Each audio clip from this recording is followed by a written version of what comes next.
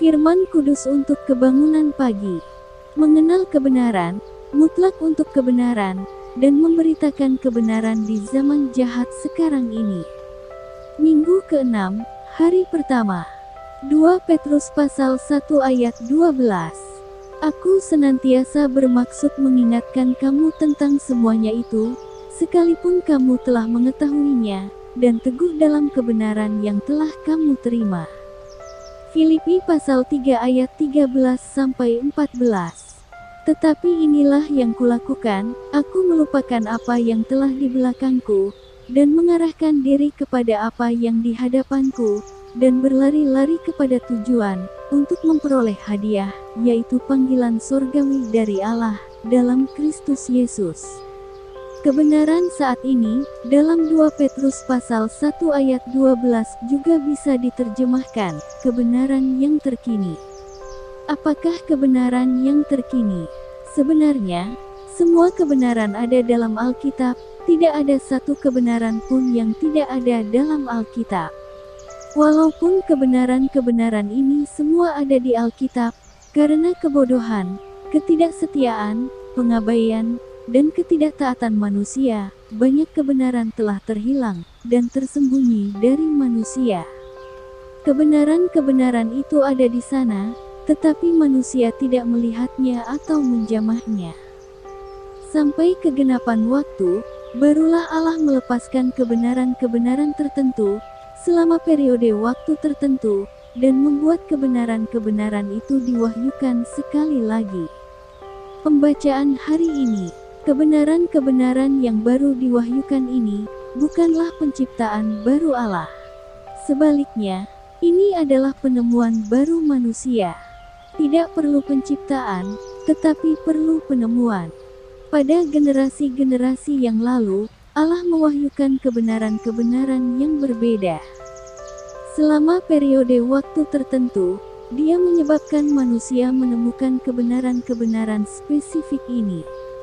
Kita bisa melihat ini dengan jelas dari sejarah gereja. Kita ambil sebagai contoh, munculnya Martin Luther pada abad ke-16. Allah membuka matanya, untuk melihat perkara pembenaran oleh iman. Dia adalah satu bejana, yang dibangkitkan oleh Allah, untuk menyingkapkan kebenaran, mengenai pembenaran oleh iman. Fakta pembenaran oleh iman itu telah ada sebelum zaman Luther. Luther hanyalah seorang yang menyadari kebenaran ini, dengan cara yang lebih kuat, dia terutama menonjol dalam kebenaran ini. Untuk ini, kebenaran ini menjadi kebenaran saat ini, pada zaman itu. Setiap pekerja Tuhan, harus meminta di hadapan Allah, mengenai apakah kebenaran saat ini. Kita perlu bertanya, ya Allah, apakah kebenaran saat ini? Tidak hanya kita perlu mengenal kebenaran-kebenaran secara umum, kita juga harus jelas mengenai kebenaran Allah yang saat ini.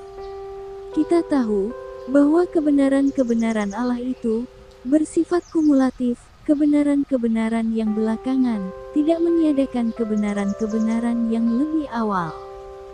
Semua kebenaran lampau dari Allah, membentuk fondasi kebenaran hari ini. Yang kita lihat hari ini, adalah tumpukan wahyu Allah. Ketika Allah membuka mata kita, untuk melihat fakta ini, kita mulai menyadari, bahwa kita hidup dalam arus kehendak Allah. Arus ini, adalah kelanjutan dari semua pekerjaan Allah yang lampau, pada zaman-zaman sebelumnya. Hati kita, penuh dengan ucapan syukur kepada Allah. Dari semua saudara ini, kita telah menerima banyak bantuan. Seperti yang Paulus katakan, karena aku tidak menerimanya dari manusia. Dengan cara yang sama, kita dapat berkata, bahwa walaupun kita telah menerima bantuan dari saudara-saudara kita, wahyu-wahyu ini tidak diterima dari manusia. Kita menerima bantuan dari Luther, Zinzendorf, saudara-saudara Moravia, dan berita-berita Keswick. Hari ini, kita percaya, bahwa sasaran akhir Allah, adalah untuk memiliki Kristus sebagai segala sesuatu. Saya percaya, bahwa Allah hanya memiliki satu pekerjaan hari ini.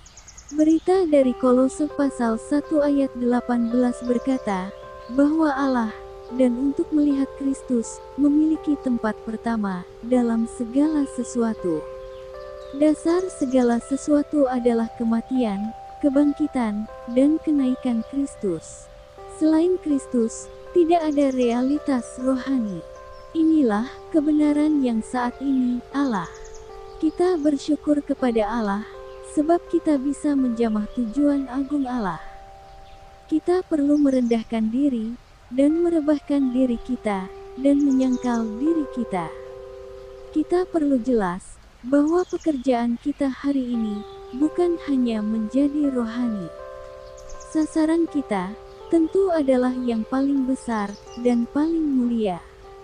Puji Allah, sudah kita bisa mengenal, kebenaran saat ini, Allah.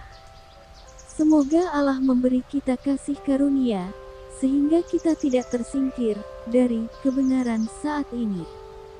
Semoga kita berjaga-jaga, dan semoga kita tidak membiarkan daging masuk atau ego mendapatkan tumpuan apapun. Semoga kehendak Allah dirampungkan di dalam kita. Puji Tuhan.